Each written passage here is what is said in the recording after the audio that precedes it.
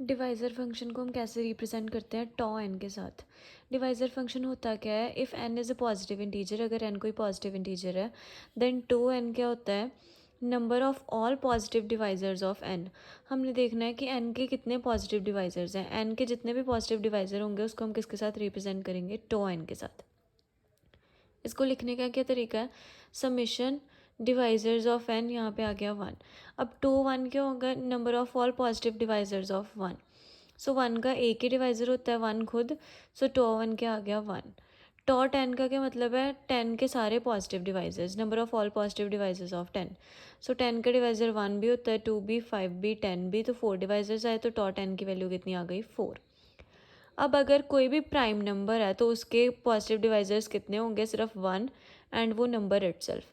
सो tau p क्या आएगा, two, if p is prime number. अगर पी प्राइम है तो उसके पॉजिटिव डिवाइज़र्स कितने होंगे, सिर्फ दो होंगे, एक वन होगा, एक वो नंबर खुद होगा, इसलिए टॉ पी की वैल्यू क्या आएगी, हमेशा टू आएगी।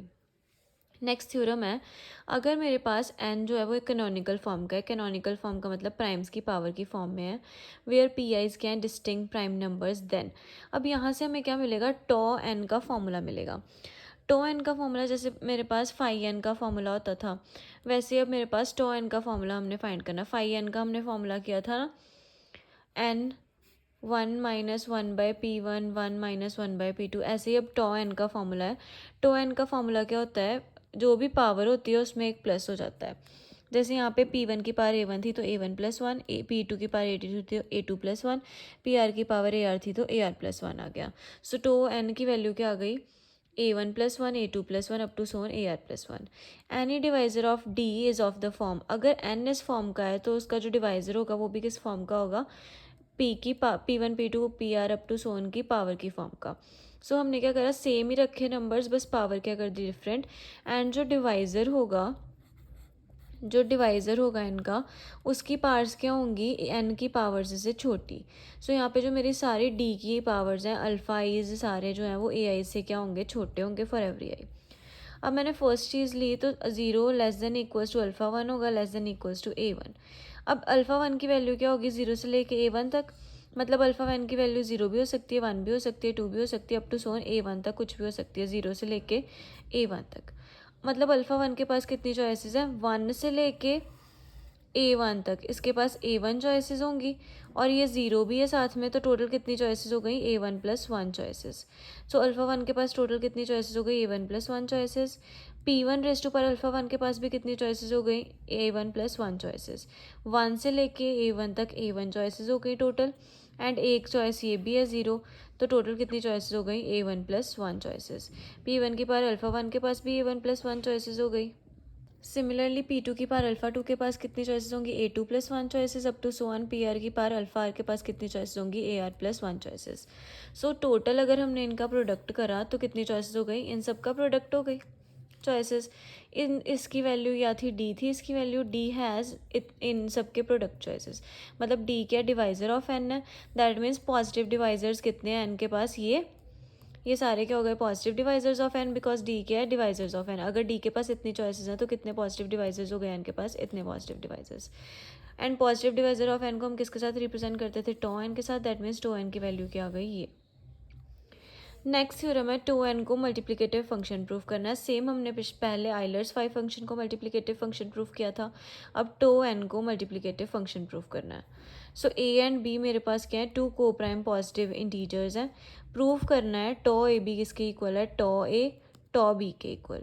अब मैंने पहले क्या लिया, ए और बी जब मेरे दोनों वन है, अगर ए एंड बी दोनों वन है तो दोनों की मल्टीप्लिकेशन भी वन होगी।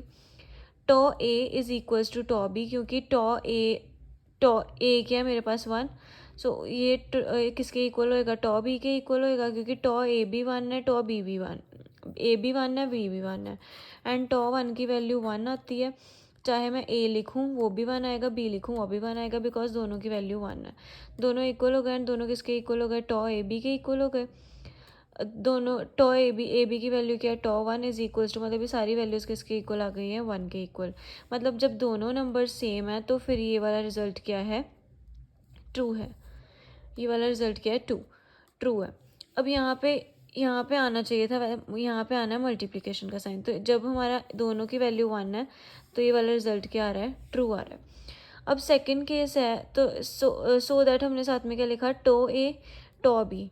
टो ए क्या आ रहा है 1, टो बी भी क्या आ रहा है 1, 1 मल्टीप्लाई 1, दोनों 1 किसके इक्वल आ गए, टो ए बी के इक्वल। सो ए और बी जब 1 है तो दोनों के लिए रिजल्ट ये वाला क्या हो रहा है, होल्ड हो रहा है। अब सेकंड केस हमने लिया जब ए 1 एंड बी क्या है, नॉट इक्वल्स टू 1। अगर A 1 B not equals to 1 है तो दोनों की मल्टीप्लिकेशन क्या हो जाएगी, बी, बिकॉज ए 1 है एंड बी बी आ गया, 1 मल्टीप्लाई बी क्या आ गया, बी। टो ए बी की बात करी तो टो ए आ गया, और टो ए बी की बात करी तो ए की वैल्यू तो 1 है, टो 1 1 हो जाएगा, अकेला क्या बचेगा, two B. 1 dot two B हो गया, ये किसके 1 की वैल्यू क्या है, टो ए, एंड साथ में क्या आ गया, टो बी। तो हमने ये रिजल्ट प्रूव कर दिया जब ए की वैल्यू 1 एंड बी की वैल्यू नॉट इक्वल्स टू 1 है। सिमिलरली जब ए नॉट इक्वल्स टू 1 है, बी इज इक्वल्स टू 1 है, उसके लिए भी रिजल्ट ट्रू हो जाएगा। अब दोनों चीज़ कर ली, जब दोनों 1 है, जब ए 1 है बी 1 नहीं है, जब बी 1 है ए 1 नहीं है। अब नेक्स्ट केस क्या है, जब दोनों 1 नहीं है।